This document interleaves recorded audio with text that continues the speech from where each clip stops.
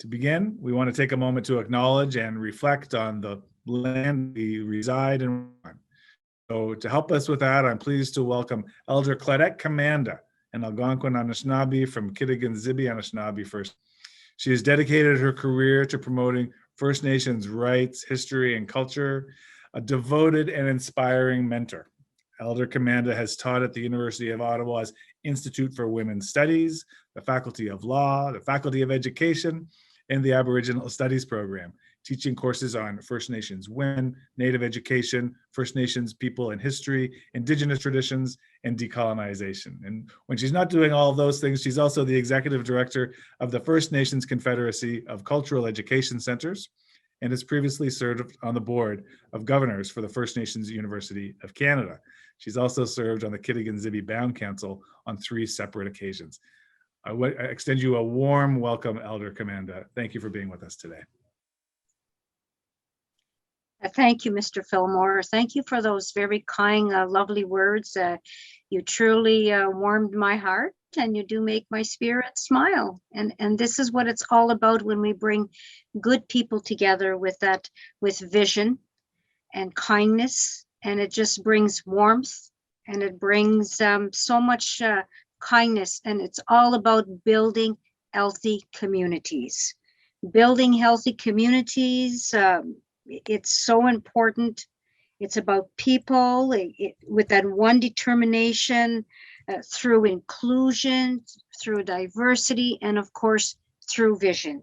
And it's very clear to me that all the members who are here today on working towards healthy communities, you all have vision, and it's about people, it's about hope, and it's that determination as we come together in peace and friendship as brothers and sisters. So Chimigwej for your kind words. And I'm very honored to bring you greetings from the homeland of the Algonquin people. So Chimigwej, Pijajiko ma Anishinaabe, Ekio Mama Wenenewa. I acknowledge the lands of Indigenous peoples from coast to coast, and I acknowledge the first ancestors of this land, my ancestors, our ancestors of the Algonquin Nation. Nijen Wendaganago Mama Wenenewa. I acknowledge the ancestors of all Indigenous peoples, and I have also acknowledged the ancestors of all Canadians. We must never forget our ancestors, for indeed they are the strength, they are the vision, and they are the guidance for the work that we do each and every day as leaders, as community members.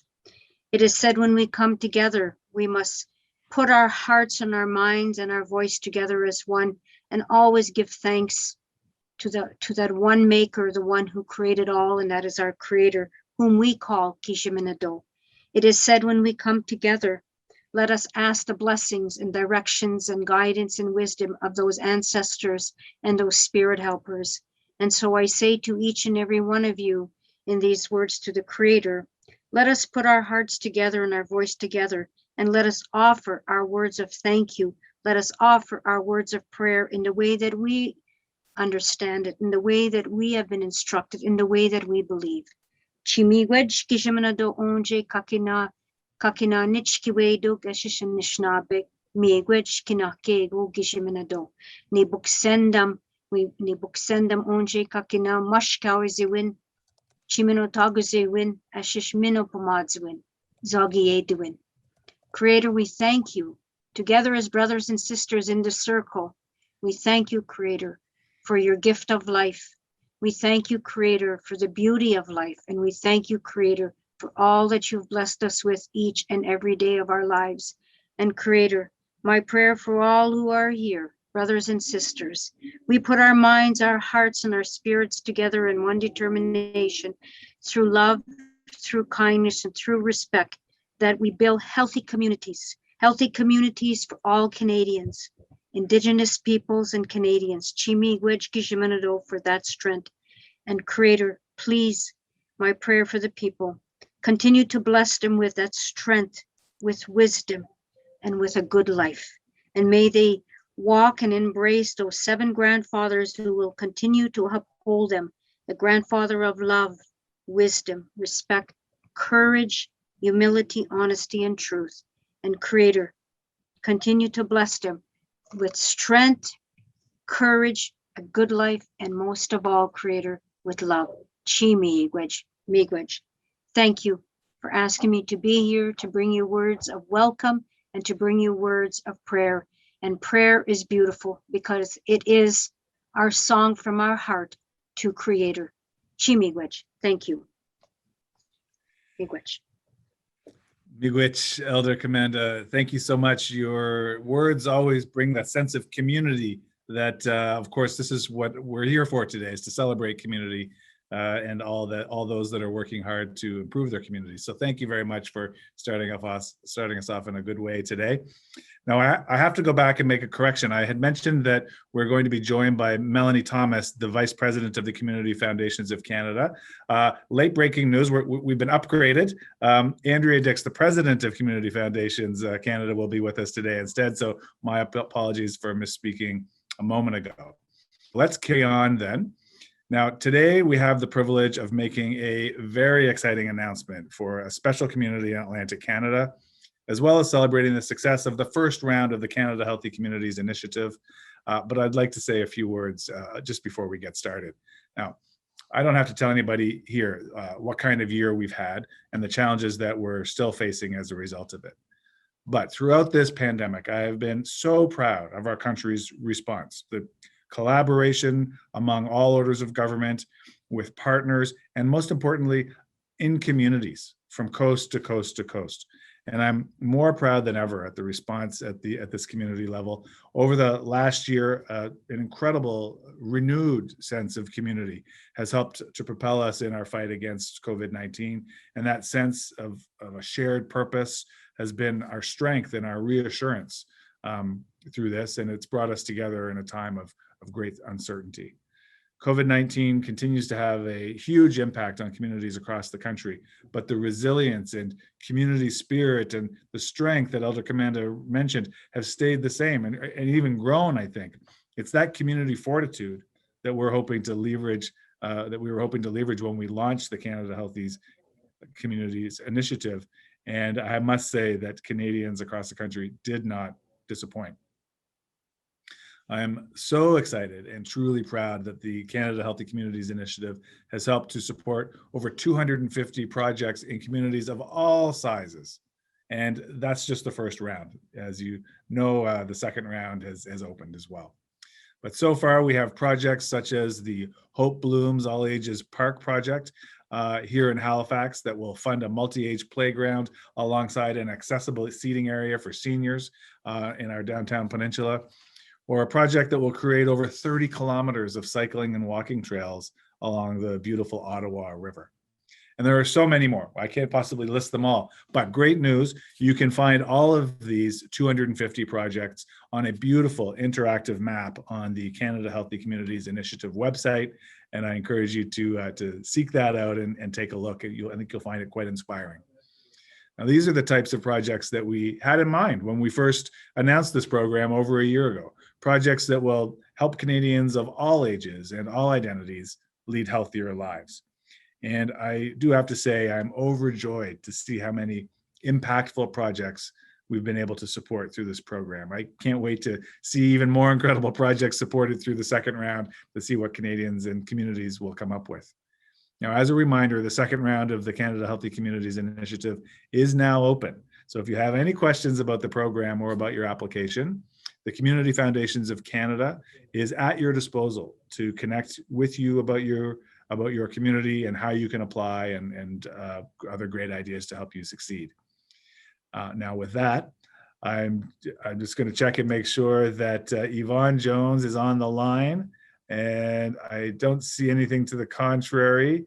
So I am going to introduce my friend Yvonne Jones, who, as I mentioned, is the MP for Labrador and the Parliamentary Secretary to the Minister of Northern Affairs. Yvonne, it's lovely to see you, and the floor is yours, my friend. Well, thank you very much to my colleague and Parliamentary Secretary Fillmore. I really appreciate this announcement today, and certainly I appreciate everyone being able to attend. It's great to join you virtually. And I hope that I unmuted this right and you can all hear me. You can, Yvonne. You're doing great. Okay, excellent. So first, I'd like to say that I'm joining you today from Happy Valley Goose Bay in the wonderful riding of Labrador, which is under traditional unceded territory of the Labrador Innu and the Labrador Inuit. And of course, it's home for me, so it's great to be home. So for all the challenges that it has brought, COVID-19 has really sparked a renewed appreciation, I think, for the value of community in Canada, the value of community spirit.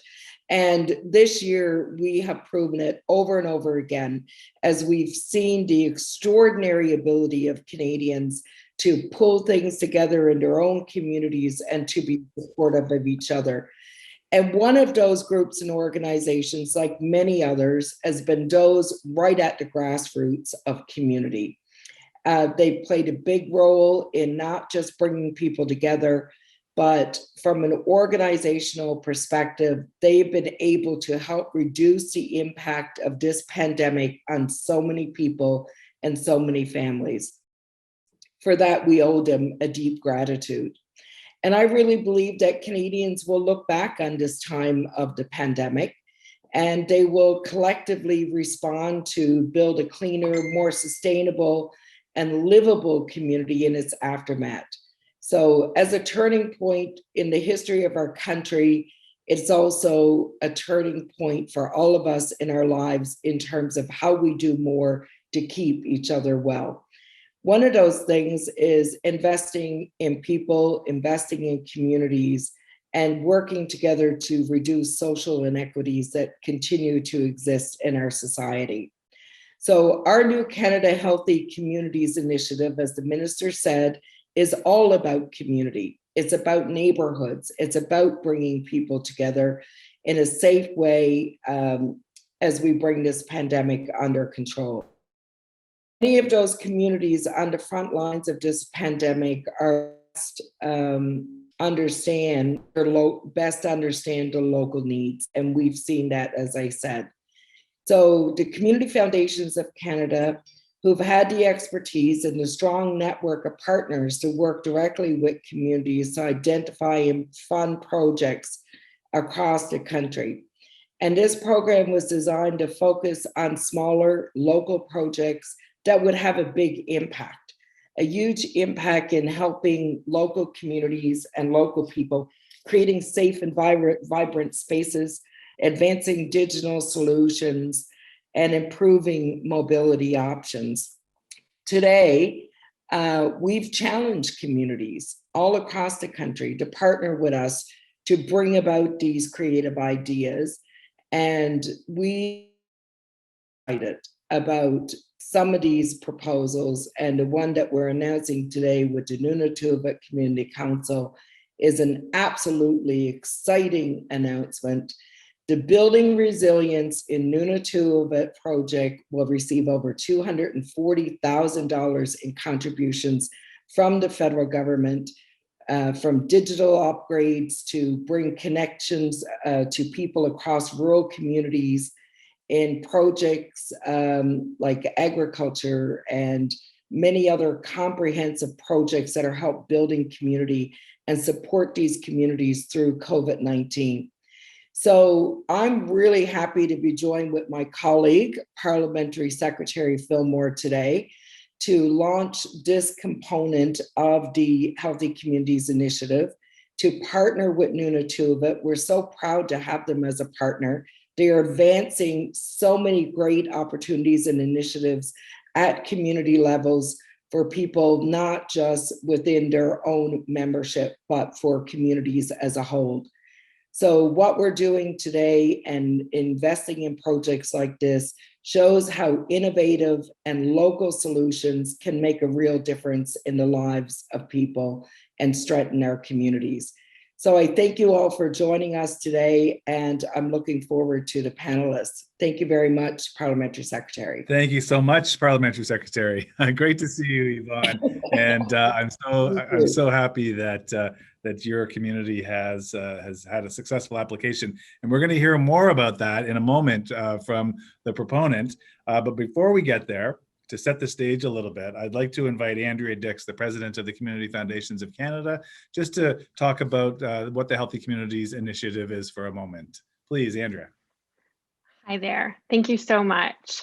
Today, I'm joining you from the unceded, unsurrendered territory of the Anishinaabe Algonquin Nation, and I am extremely grateful to have the opportunity to be here in conversation with all of you from this territory. At CFC, we believe that innovations and solutions are best found in the community, created by the community, driven by the community. And the communities have shown up for the Healthy Communities Initiative with enthusiasm and bright ideas. In round one, we received over 3,000 applications, totaling more than $360 million in requests. The number of applications are a testament to the creativity and resourcefulness of organizations and citizens working to strengthen their communities and respond to the pandemic. As was mentioned, today we are highlighting one of these amazing projects. The NunatuKavut Community Council serves 6,000 Inuit members on the central and southern coast of Labrador. This project gets to the heart of what community-driven projects are about. It is led by a grassroots organization with board members who represent each of the communities served and who have deep roots in the Inuit community. The project starts with listening, engaging in conversations with the community, making sure that the community's voices are heard and central in all things going forward. When we shift power to the people in communities who are doing the work and know what people on the ground need, we make a greater and more meaningful impact. This project, which we're just about to get to, is more than just a moment. It's a part of a groundswell of enthusiasm that we have seen over the last 15 months, and in particular that we have witnessed through all that have come forward through the Healthy Communities Initiative. As was mentioned, as of today, you can go to our website and see a map of the more than 250 round one Healthy Community Initiatives projects that are taking place across the country. You can learn about the community-led organizations who are taking action where you live, work, and play. And if you're feeling inspired by the many projects from round one, applications for round two are now open and will remain open until June 25th. We know that there are many great ideas out in community, and we look forward to hearing from you. If you want to learn a little bit more about how to apply, what the projects are about, what the program is about, you can sign up for one of the community mobilization sessions that are also listed on our website. So before we hear about the incredible work of this project, I want to offer a special thank you to everyone who has helped to build and bring to life this wonderful initiative. To the Government of Canada for supporting the Healthy Communities Initiative. To those who have quite literally brought it to life, community foundations and our network of partners, in particular, the Canadian Urban Institute. To those who submitted applications, those who will be moving projects forward, those who are dreaming of new ideas right now, thank you. You're helping to respond to an important need and are directly impacting the well-being of Canadians right across the country. Thank you. Thanks for that, Andrea. I want to ask you to keep your microphone on for one moment. We see in the chat that 250 projects were approved under phase one, under the first intake, but you mentioned an even bigger number on the number of applications. Could you just repeat that? How many applications and what the total dollar value would have been? We received over 3,000 applications in the first round alone, totaling $360 million in requests. Okay, that is just absolutely staggering. And I wanted to highlight it because I know that because of a similar panel that we did a few weeks ago, there were some people who showed a little bit of concern about whether or not they should apply to round two because of the odds of getting approved. I just want to I would be a little bit subversive here. The more applications that we have and the more interest that we can demonstrate in this project, the more likelihood that we'll be able to find more funding to extend it, perhaps into a third or more rounds. There are no promises, of course, but the more interest, the more need we can demonstrate, the much more likely it becomes that we'll be able to do that. So please, everyone on the call who's thinking about whether or not to apply, get the application in. And we can't wait to see what you come up with. So thank you, Andrea, for helping to illustrate that point. Now, next, I would like to invite Todd Russell. Todd is the CEO of NunatuKavut Community Council. He is the proponent for the project that we're celebrating today, to say a few words about the project. Todd, welcome, and the floor is yours, sir. Well, good afternoon, everybody. I certainly appreciate the invitation, and it is an honor to be here. And I join you today from the traditional territory of my people. This is home for me. I'm here in Labrador. I currently reside in Happy Valley Goose Bay, but my home, my ancestral home, is on the coast of Labrador, very near the Parliamentary Secretary for Labrador, Yvonne Jones, and the community that she comes from. It's an honor to represent our people for this very, very important announcement that speaks so much to the values of our people and community, but also, I believe, to the values of the Government of Canada. I would like to thank Claudette Commanda, who I've known and been in many meetings with, and I thank her for her words and her welcome. She reminds us all that at the heart of everything we do is our people, our community, our lands, our environment. And this project is so much tied up in all of those things and all of those values. I want to thank Parliamentary Secretary Andy Fillmore for being here and making this announcement, and all of our partners from the Government of Canada to all of those who are present here today. I also want to acknowledge Yvonne Jones. Yvonne is a fantastic MP who herself demonstrates that community is at the heart of her writing. Her people are at the heart of these communities, and her support for these types of initiatives has been unfailing and unwavering. And so, Yvonne, I want to thank you on behalf of all of our people and the Government of Canada for their partnership and for their contribution. I also want to thank our team whose vision and whose inspiration has led to the development of this proposal and now the opportunity to put it into action.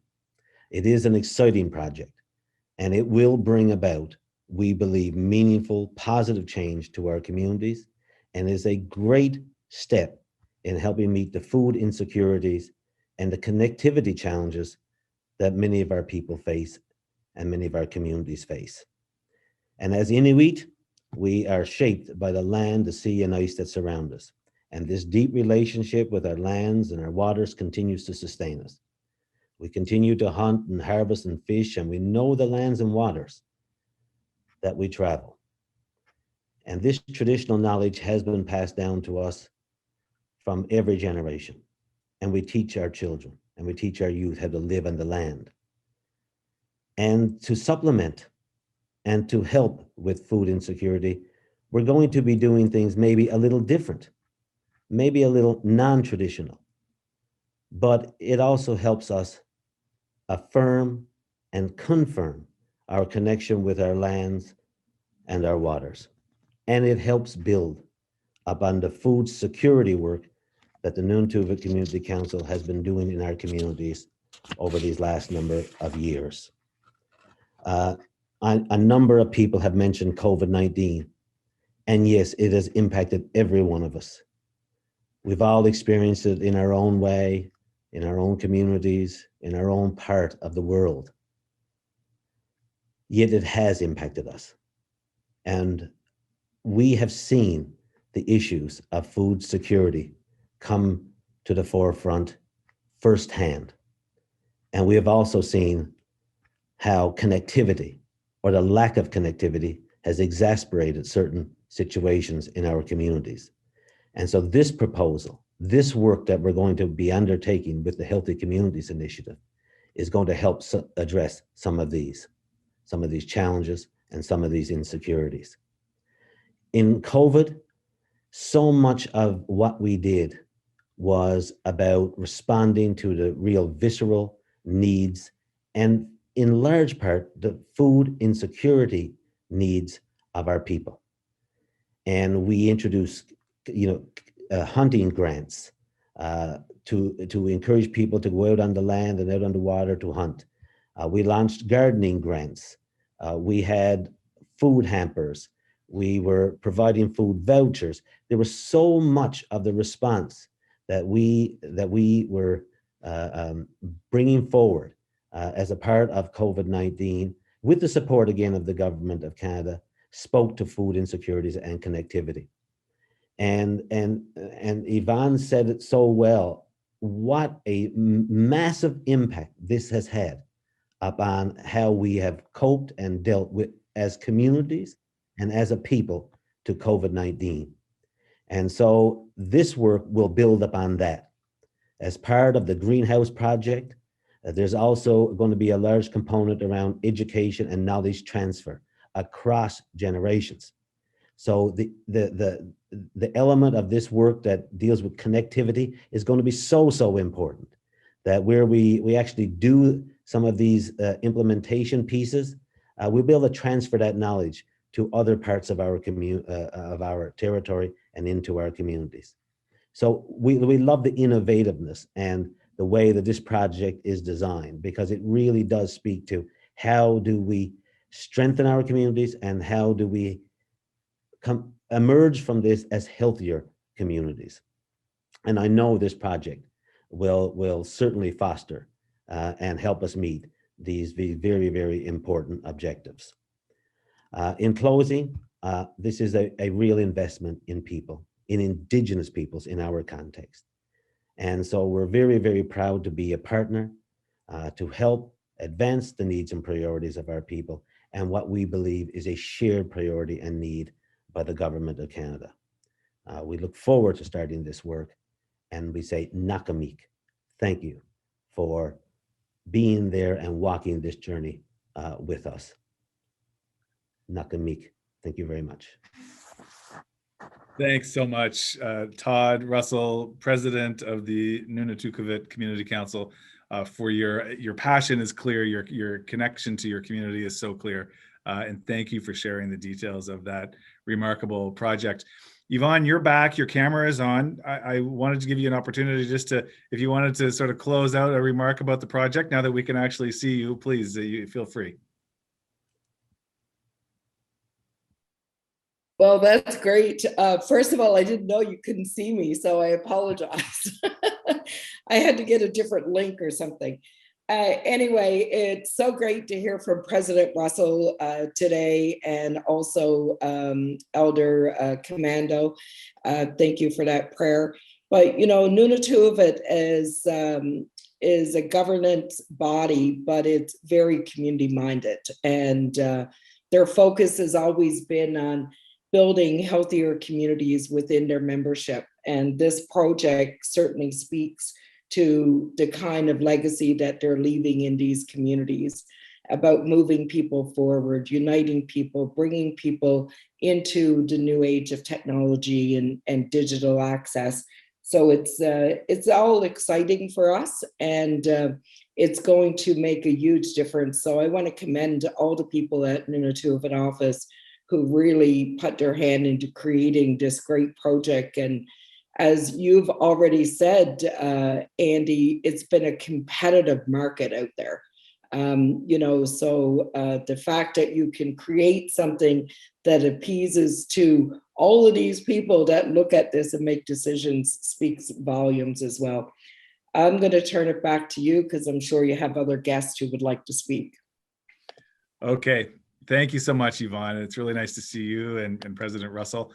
We're going to move along now with the program and get into the panel discussion. So to do that, we're going to invite the always excellent President and CEO of the Canadian Urban Institute, my dear friend Mary Rowe, to open that up and run the show from here on in. I'm going to step back and hand it over to you, Mary. Have a great panel. You know, before you step away, Parliamentary Secretary Fillmore, I just want to say, from Central Canada here, we are a little disappointed that you didn't choose to wear either a Habs or a Maple Leaf jersey. Just saying.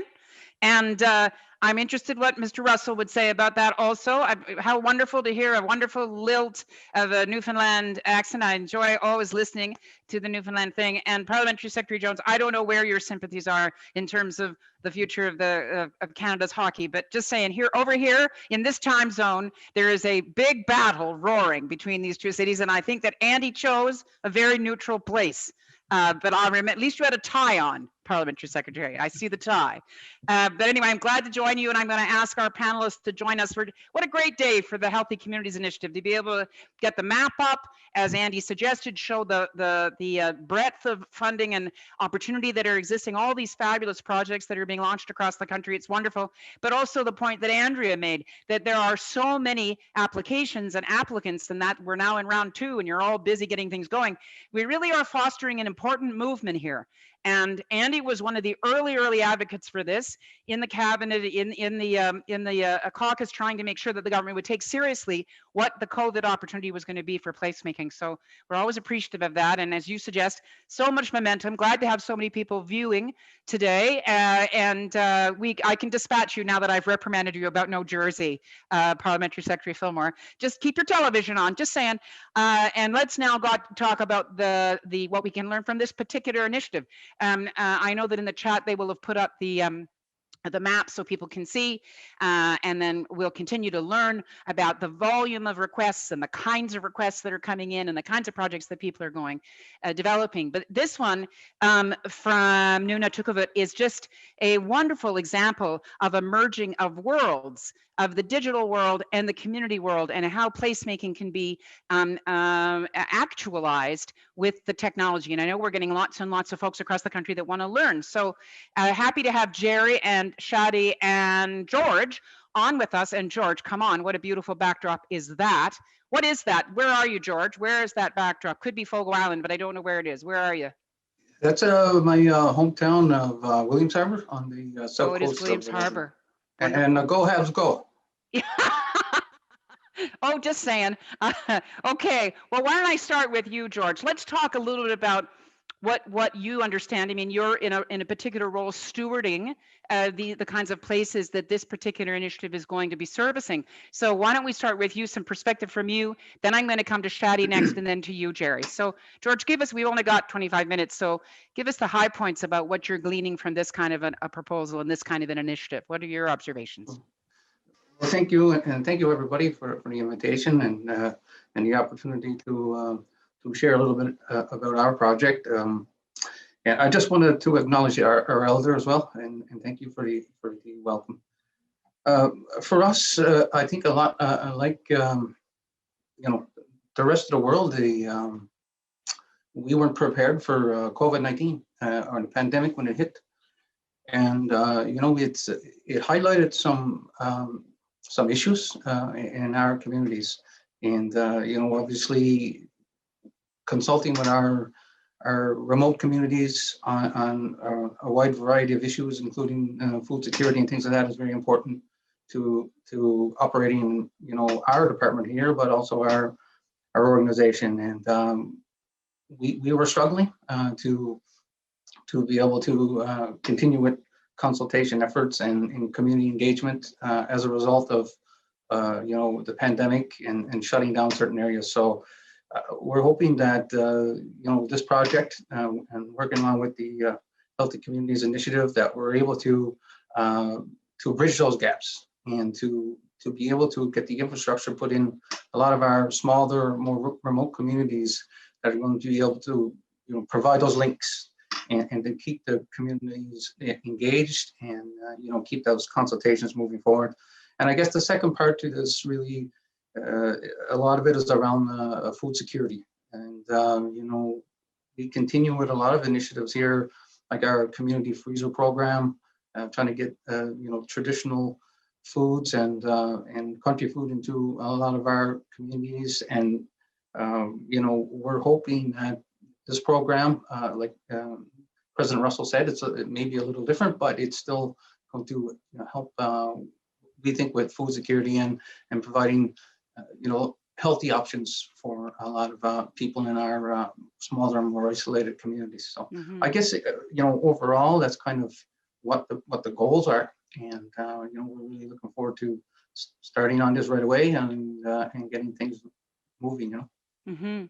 One of the great things about your project, if I may say, is that it makes these connections you've just made between place and food, which is, of course, an indigenous part of the indigenous tradition and part of the cultural approach that you take. But that happens in communities and needs to be encouraged in communities all across the country, even large cities, to make that connection between place and food creation and food production, and then the role that technology can play in actually enhancing those connections. I should say that the Canadian Urban Institute is across the country, but I'm in Toronto, which is the traditional territory of several First Nations, the Mississaugas of the Credit, the Anishinaabe, the Chippewa, the Haudenosaunee, and the Wendat peoples, and we are also, and the Chippewa, and we're also covered by 2 treaties. But in terms of our national work with partners, we're always learning more about how do we actually come to terms with building cities and communities differently, that is much more attuned to the ancestral traditions and the indigenous knowledge. And so Shadi, I'm going to come to you next. You've been a partner on Healthy Communities from the beginning, and we've had a lot of indigenous communities applying for the support, and lots more, we hope. So can you just provide a few observations in terms of your appreciation of this project and fill in where George left off, continue where he went? Over to you, Shadi. Yeah, thank you, Mary. Nice to see you. Yeah, nice to see you too. And just want to say miigwech to Elder Claudia Commander as well for your opening and for your words to start off the day in a good way. No, Claudette's from my community, so it's good to see a familiar face here as well. So just to answer your question, I think the project itself is an amazing approach.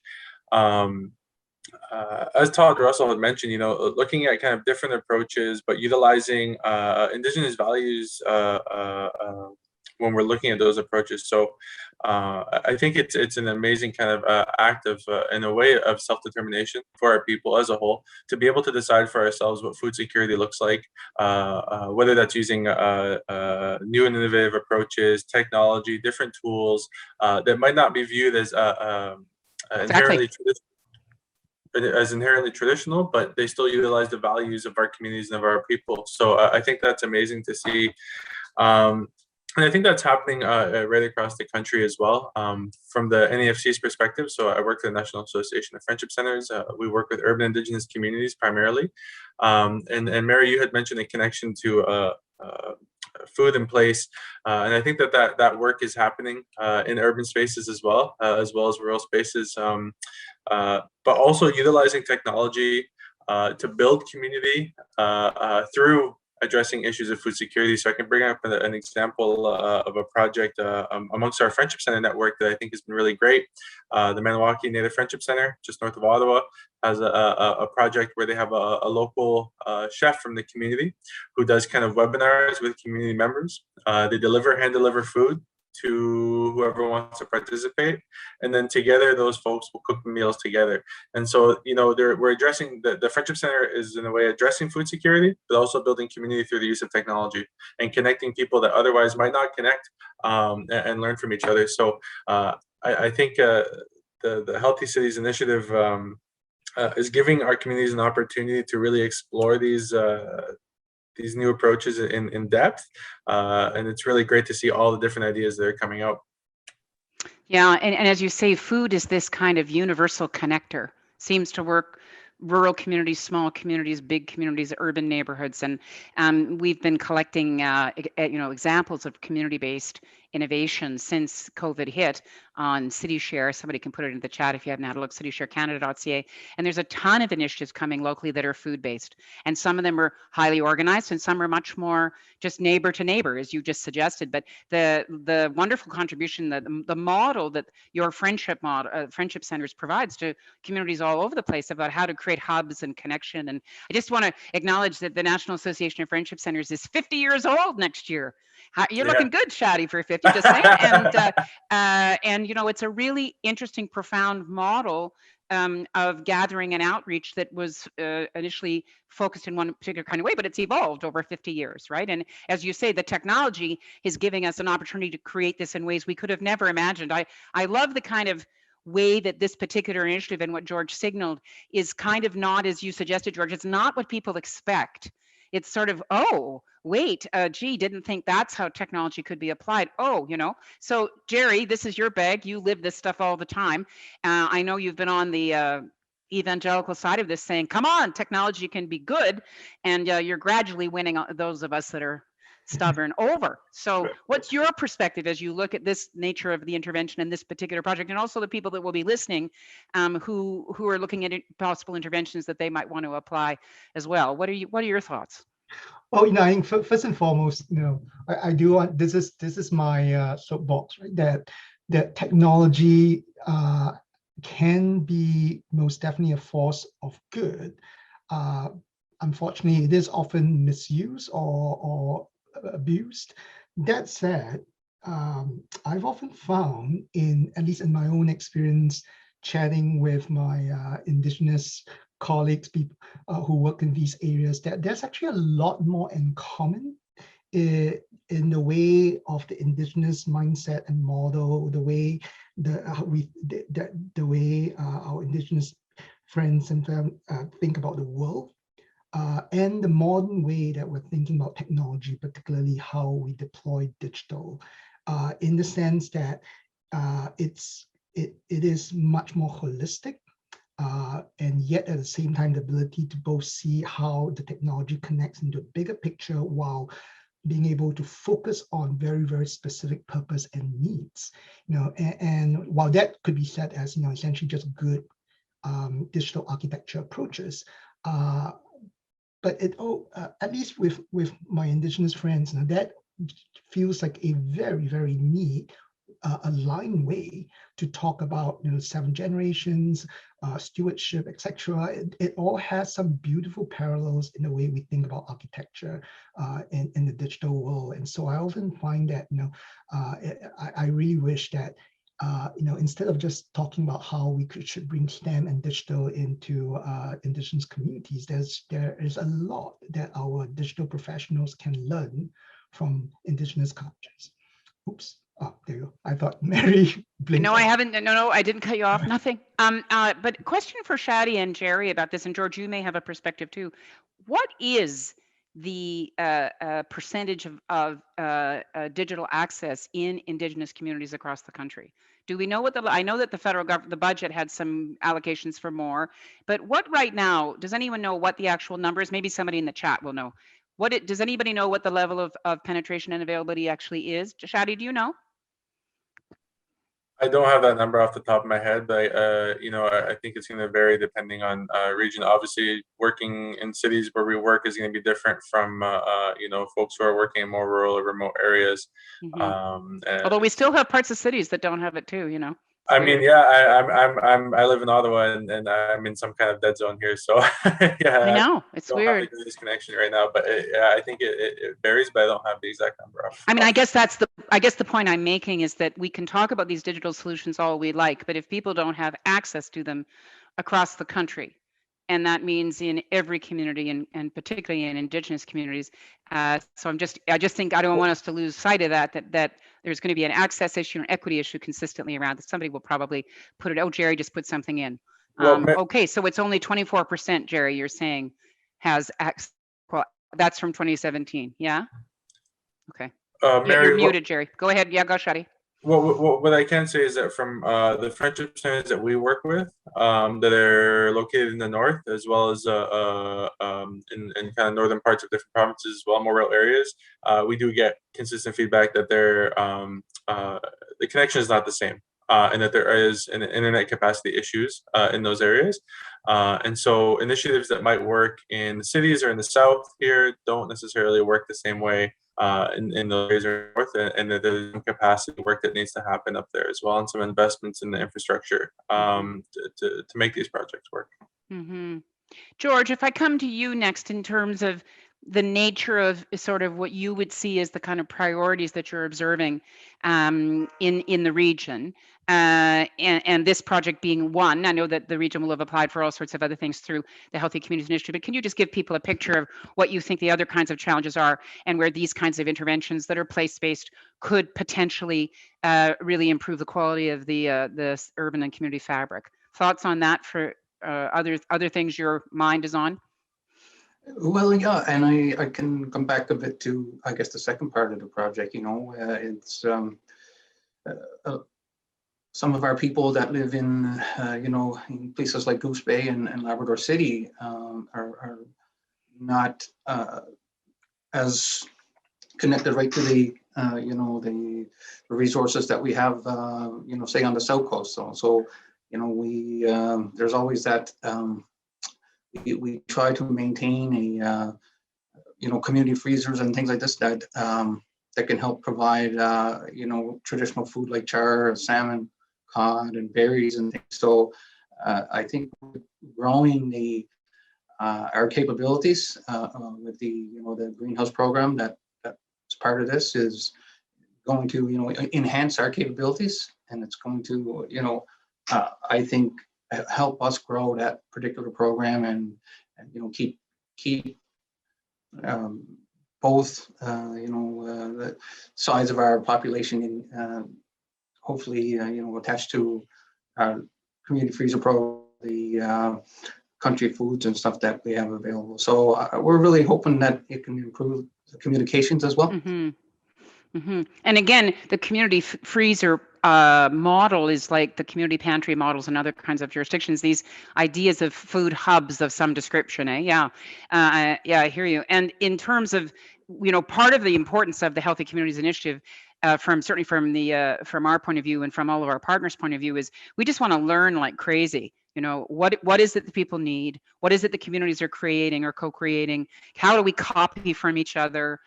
What did we try that didn't work? And so I hope that everybody that's on the session today will stay connected to us. Even if you're not successful in getting resources, I hope you'll stay connected with us, because as we suggested, and as you heard the Parliamentary Secretary hint, which was very encouraging, there may be a way to get more resources into the fund, but also other ways, other programs potentially that could fund your work.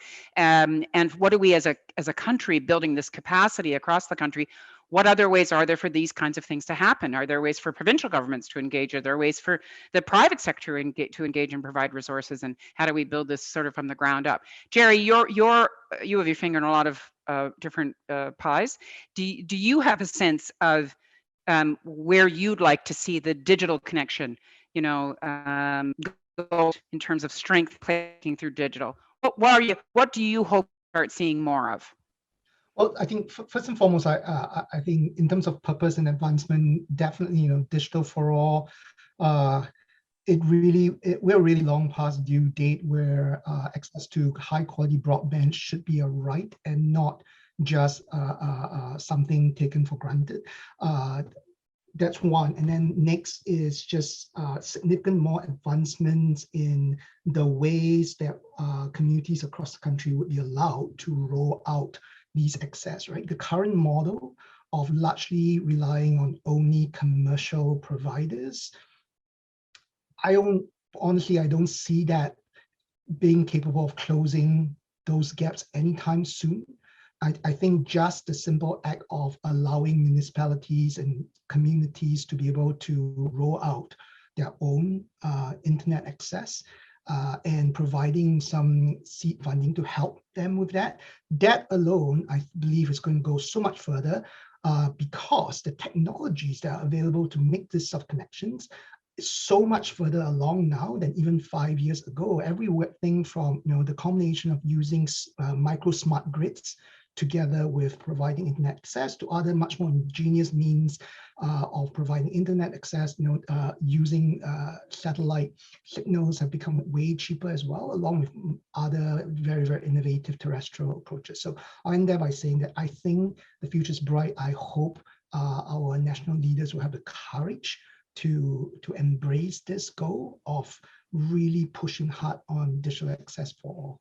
It is interesting how this program becomes a kind of little window into other kinds of challenges. And we need better digital access, and we need. Shadi, do you see it that way in terms of the advocacy that you're doing at AFN, at the NAFN, and sorry, NAFC? Are there other ways that you would see highlighting going forward in terms of the challenge between this notion between placemaking and actual community engagement?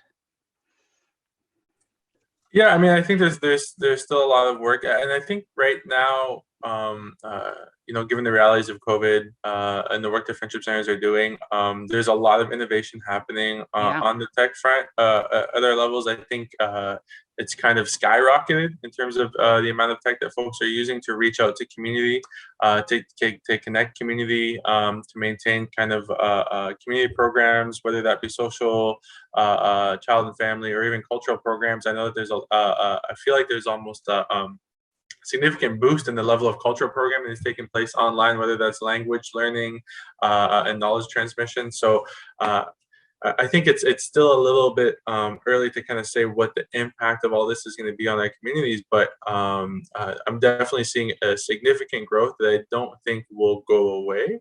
I think that especially within urban Indigenous communities, there's going to be, I think, an embrace of technology going forward, especially when it comes to knowledge transmission. I've participated myself in language learning programs run by friendship centers or even by my own community that were held online, and I have to say, it's a really great approach to connect a place to the larger community as a whole. So oftentimes, we might be a community might have community members dispersed all over the country, but being able to connect programs, knowledge transmission, everything into a central hub in the community that's online is a really great way to build community, to build our nations, and to build resiliency overall. What you just said, we could talk about in terms of across the country too. You're talking about building Indigenous nations, and it would be true across the country. We experienced this at CUI as well. So I don't want anybody who's on the call to think, well, we're saying digital's everything, because obviously digital is not everything. There are 3 components to the Healthy Communities Initiative. One of them is digital solutions. The other is mobility solutions. And a third is placemaking, actual interventions to encourage both the quality of places. And the interesting thing about this one and in this community is that it's been able to combine all 3 of those components, although I don't suppose mobility is there, but the other 2 certainly are. So I think as we go forward, I'm just going to ask each of you for a sentence in terms of wishes, I guess, to this proponent. What will you be watching for? What's the key thing you're going to watch that you want to learn from this particular project in NunatuKavut? George. Well, I think for us, we really want to see, right now we're kind of running our pilot project for the Greenhousing 1 community, and we're going to closely monitor the success and how it works and how it rolls out, and hopefully, we can start growing this program into other communities and along our coast, some of our local communities. So I think that's going to be key for us, is to monitor and to really see how that can grow and enhance the communities. So this is where copying is good. I know we were all taught in school, don't copy anybody else's work. We have to relearn that. Copying is good. Shadi, one thing that you'd be wanting to watch for in this particular project? I'm just really looking forward to seeing how Indigenous values and kind of ethical approaches to food and food security will intermingle with kind of new technological innovations and new innovations around food security, and seeing how they kind of come together and weave together. Comes together. Yeah. Jerry, one thing. So one thing that I'm looking forward to seeing how a digital plus real life intervention equals so well. I think digital isn't meant to be just to help us replicate real life experiences. Instead, we should be aiming for how the 2 coming together will get, and that's what I'm looking forward to with George, because I think the potential is so huge, being able to accomplish so much more than utilizing one thing alone. You know, I used to say that CUI was about, you know, the connection between the built environment, the natural environment, you know, how do these things kind of intersect? And now I need to add the digital space, because the digital space, you know, when Al Gore invented the internet, or whoever did, when the internet was invented, I don't know if many people remembered, they thought, oh, we're going to connect with all around the world. And then we found that when you really look at use patterns, people use their social interfaces primarily to connect with people quite close to them in their neighborhoods and in their districts. Isn't it curious? So we never really know how we're going to adopt these things, but the important thing is that we're trying to get all the resources and tools together, which is what this program is about, is harnessing resources and tools so people, as you just suggested and each of you just illustrated it, are going to come up with really smart approaches to addressing local challenges and learning from each other and trying new stuff. So I would encourage everybody to go to the sites that are cited in the chat. This is the Healthy Communities Initiative.ca, or you can go to the ones that are there. We're doing mob sessions all through the next several weeks, which is our little happy little phrase for mobilization sessions. So on various topics, Jerry's been on one, Shadi's about to be on one, everybody's on them, to really continue to foster this dialogue and build a community of practice of people that are addressing local issues and local challenges in these really innovative ways. So I want to thank everybody for coming on today. I just want to thank our interpreters. You great guys are just great. I love watching LSQ and ASL. I don't know how they thank themselves. I'm about to see how they thank themselves in symbols, but okay. And Elder Commanda, always great to have you on these sessions. Always happy to be here with our various partners, CFC and the Association of Friendship Centers and Mars and all the folks. And we just want to wish the good folks of Labrador, as you make this happen, George, and you work with your colleagues, and including Todd, who was on earlier, and all the folks that have been engaged in that project. We know that there are many projects around the country that are going to be watching yours and learning and learning and learning. So thanks for this opportunity to come together. Go to the website, find out when the next sets of mobilization sessions are, and always great to have you on a session here on this platform. Thanks again, Elder. Great to see everybody.